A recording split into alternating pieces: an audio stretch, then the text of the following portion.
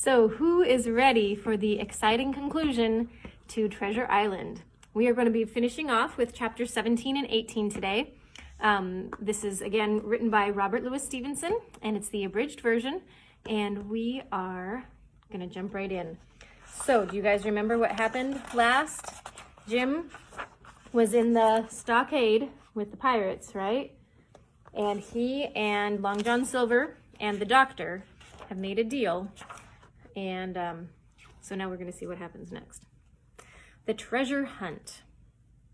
At breakfast, Silver announced, "Aye, mates, I learned that they've hid the ship, but once we hit the treasure, we'll jump into our jolly boats and take that ship, we will. Until then, Mr. Hawkins here will be our hostage. I'll take him in a line when we go treasure hunting." The men were cheered, but I was downcast. I knew Silver would never join the squire if the pirates did get the treasure and the ship. I could not understand why my friends had left the stockade. Why had they given the pirates the map?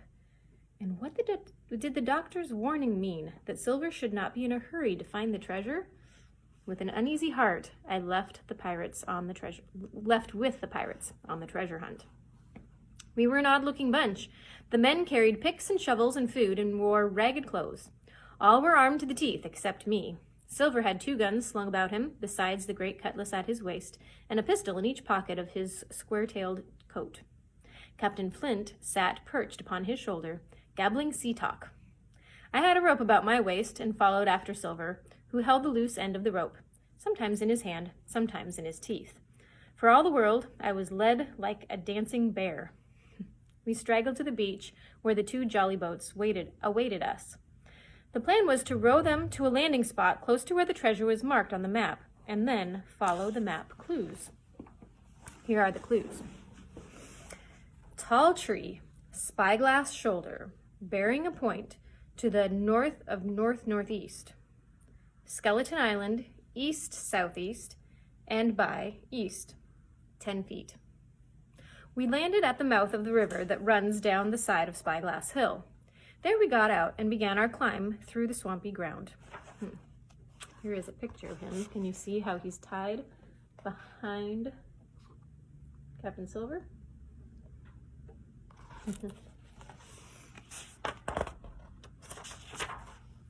The land became steeper and stonier. Then we came to an area of sweet-smelling shrubs and thickets of nutmeg trees. Right before us was a flat area with tall pine trees on the shoulder of Spyglass Hill. One of these trees had to be the tall tree of Flint's map.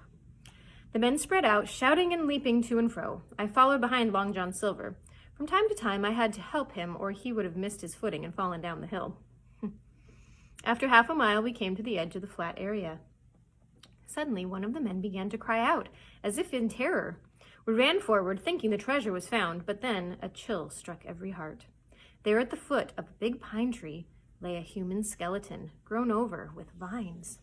The skeleton lay perfectly straight. His feet pointed in one direction. His hands were raised above his head, like a diver's, pointing in the other direction. Here's a picture of the skeleton. See how he's straight?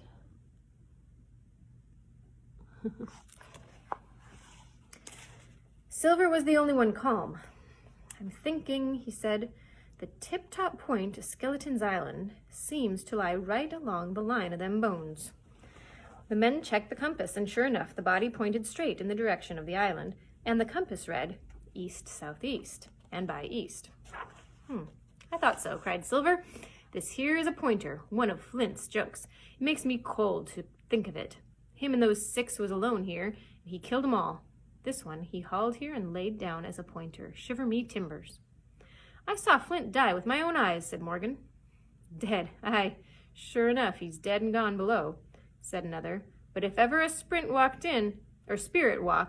it would be Flint's. He died bad, did Flint."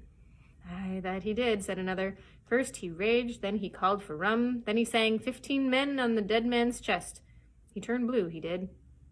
"Come, come," said Silver, "stow this talk. He's dead and his spirit don't walk. Ahead to the gold." We started, but the pirates kept side by side and spoke in frightened whispers. Before us stood Spyglass Hill, with many tall pine trees and cliffs. Silver took out his compass. There are 3 tall trees to check, said he. It should be easy enough to find the stuff now. I don't feel easy, growled Morgan. Thinking of Flint, I think has done me. You were an ugly devil, cried another pirate. All of a sudden, out of the trees in front of us, a high, trembling voice sang out, 15 men on the dead man's chest, yo-ho, and a bottle of rum. I never have seen men more scared than those pirates. The color went from their 6 faces. Some leapt to their feet, some clawed hold of others. Morgan groveled on the ground. It's Flint, cried George Merry. The song stopped as suddenly as it began. Come, said Silver in a shaky voice. This won't do. I can't name the voice, but it's someone playing. You can bet on that. But then the same voice began wailing, Darby McGraw, Darby McGraw, again and again and again, then a little higher. Fetch the rum, Darby. The pirates were in absolute terror. Those was Flint's last words, moaned Morgan.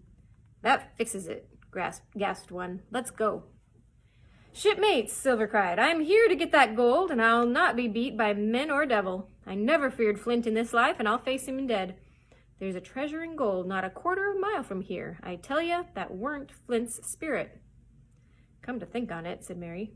It wasn't just like Flint's voice after all. It was more like somebody else's voice. More like... By thunder, Ben Gum, roared Silver. Aye, so it were, cried Morgan. Ben Gun's spirit were here. Why, nobody minds Ben Gunn, cried Mary. Dead or alive, nobody minds him. Soon they were chatting together and setting forth again. It was fine open walking up here. We could see out over the water, where I had tossed and trembled in the coracle.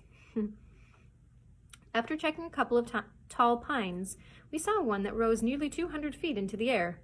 This had to be the tall tree. Somewhere beneath its shadow lay 700,000 in gold. The thought of the money erased any terror that the men had felt. Their eyes burned in their heads. Their feet grew speedier just thinking of the treasure that lay waiting for each of them. Silver hobbled, grunting, on his crutch.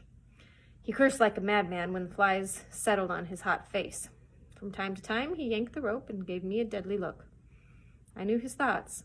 If he found gold, he would forget his promise to me and the doctor. He planned to seize the treasure, find the Hispaniola, cut every honest throat on that island, and sail away. Here he is. I wonder if they will find the treasure. We were now at the edge of the thicket. Hurrah, mates, all together, shouted Mary. They broke into a run, but then we saw them all stop. A low cry arose. Silver doubled his pace, digging away with the foot on his crutch. In the next moment, he and I also came to a dead halt. Before us was a deep pit. Down inside was a broken pickaxe and boards from broken crates. All was clear. The treasure had already been found. The 700,000 in gold was gone. The men looked like they'd been struck, but I could see Silver's face hatching a new plan. Jim, he whispered, take that and stand by. He passed me a double-barreled pistol. Slowly, he led me to the other side of the pit. I could not help whispering, so you've changed sides again. The pirates cried and leapt into the pit to dig with their fingers. Morgan found one small coin. 1 coin, he roared, shaking it at Silver. That's your 700,000, is it? Dig away, boys, said Silver with a cool voice. You'll find some coppers, I should guess. Coppers, screamed Mary. Mates, do you hear that? I tell you now, that man knew it all along. Look at his face. Uh-oh. Here are some of the sailors inside the pit. When he found the coin. Not very happy about 1 coin, huh? Hey, George, said Silver. Are you standing in as captain again? By this time, the others had scrambled out of the pit and stood with Mary. Well, there we stood, 2 on one side, 5 on the other, the pit between us. Silver never moved. He watched them, upright on his crutch, and looked as cool as ever I saw him. Mates, said Mary, there's 2 of them alone there. One's the old cripple that blundered this whole thing. The other's that cub that I mean to have the heart of. Now, mates. He was raising his arm in his voice when, crack, crack, crack, 3 musket shots flashed out of the thicket. Mary tumbled headfirst into the pit. The man with the bandage spun round like a top and fell on his side, and the other three turned and ran for it with all their might. Before you could wink, Long John sent a shot into the struggling Mary. "George," said Silver, "I reckon I settled you." That same moment, the doctor, Gray, and Ben Gunn joined us, with smoking muskets from out of the thicket. They came to the rescue, huh? Chapter 18, last chapter. And last, it's called. "Forward," cried the doctor. "After 'em! They're headed for the boats." We set off, plunging through the bushes. I tell you, Silver was anxious to keep up with us. He leapt on his crutch until the muscles of his chest were fit to burst. From behind us, he called out, "Doctor, see there! No hurry!" We could see the three men running right for the mizzen-mast hill. We were already between them and the boats, so we sat down to breathe. "Thank ye kindly, Doctor," Silver said, mopping his face. "You came in the nick of time for me and Hawkins." Then he added, "So it's you, Ben Gunn." "I'm Ben Gunn, I am," replied the marooned, wriggling like an eel. "And how do, Mr. Silver?" "Pretty well, I think ye, says you." Ben, murmured Silver, "to think as you've done me." As we walked down to the boats, the doctor told us Ben Gunn's story, and what had happened after he himself had gone to find Ben Gunn that morning. Ben Gunn was the hero from beginning to end. In his lonely wanderings about the island, Gunn had found the skeleton and the treasure. He had dug it up and carried it on his back in many weary journeys from the foot of the tall pine to a cave that he had at the northeast of the island. There it was, safely stored, and this he had told the doctor. When the doctor saw that the ship was no longer in the cove, thanks to me, he had gone to Silver to make a bargain. He asked that the pirates allow the squire's crew to leave the stockade in peace. In return, the doctor gave Silver the map, which was now useless, and promised food and supplies and medicine for the sick men. The bargain was made. My friends had left the stockade and headed to Ben Gunn's cave. The doctor had gotten Gray and Gunn to go with him to the site of the tall pine and the pit. Gunn ran ahead to stall his old shipmates, singing and calling out the words of Flint.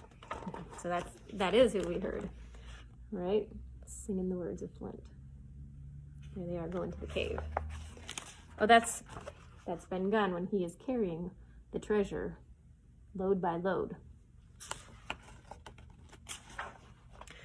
When we came to the jolly boats, we destroyed one and got aboard the other to row the 8 miles to North Inlet. We passed the mouth of Ben Gunn's cave and saw the squire waving to us. We all gave him 3 cheers, including Silver. 3 miles farther, what should we meet but the Hispaniola, afloat and drifting? As it was, she was in good shape except for the mainsail. We attached another anchor and dropped it over. Then we rowed round near the cave and hiked up. The squire met us, glaring at Silver. "John Silver, I am told I am not to let you hang, but you're a monstrous villain and impostor." "Thank ye kindly, sir," replied Silver, saluting.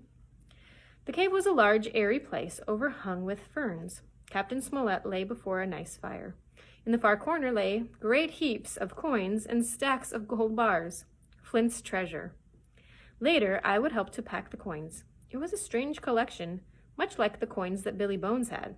English, French, Spanish, doubloons and pieces of 8. There were round pieces, square pieces, and pieces with holes in the middle. Nearly every kind of money in the world, I think. Sadly, I thought of the 17 from our crew that had died for that treasure. What a meal I had with my friends that night. With salted goat and a bottle of old wine from the Hispaniola. Never were people brighter and happier. And there was Silver, joining in the laughter and lending a hand, just like in his sea cook days. Here they are, enjoying their meal.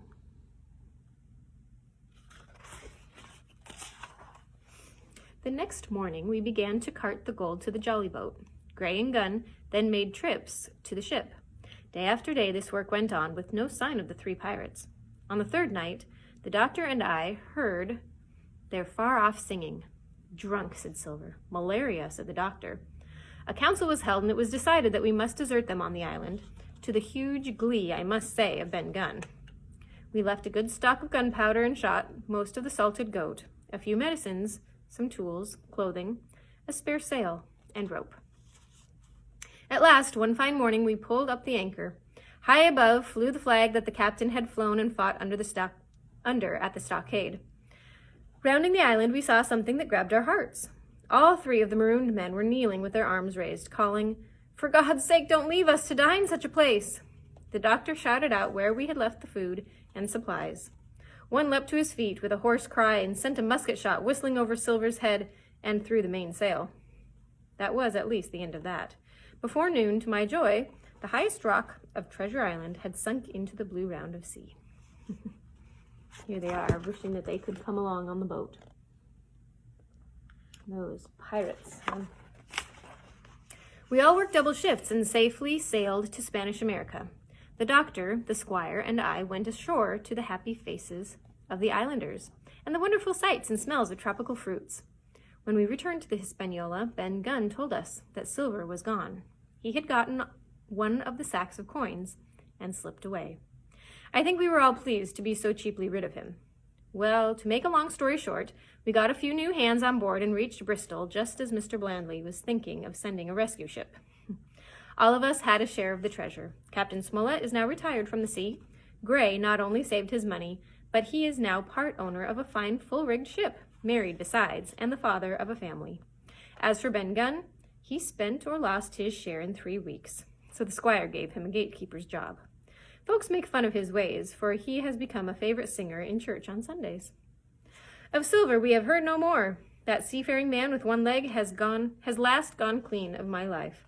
I would guess he lives in comfort with a wife and his parrot, Captain Flint.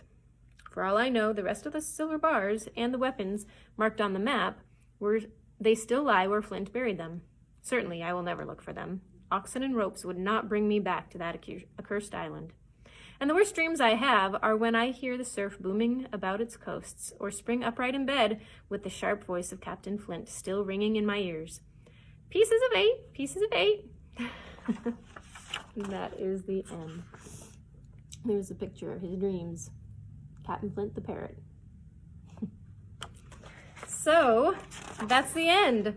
There's a little bit of information here about the author, Robert Louis Stevenson. One page, it says, Robert Louis Stevenson was born in Edinburgh, Scotland in 1850 into a family of lighthouse engineers. Robert loved the sea. While studying law at the University of Edinburgh, he discovered another love, writing. Stevenson had been sickly and frail since childhood, and his family worried about his health.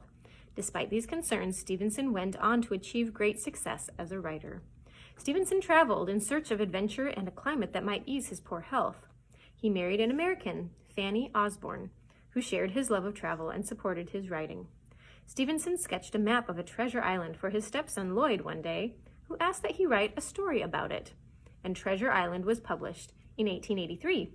He also wrote The Strange Case of Dr. Jekyll and Mr. Hyde in 1886 and Kidnapped in 1886. Stevenson moved to the South Pacific island of Samoa to improve his health.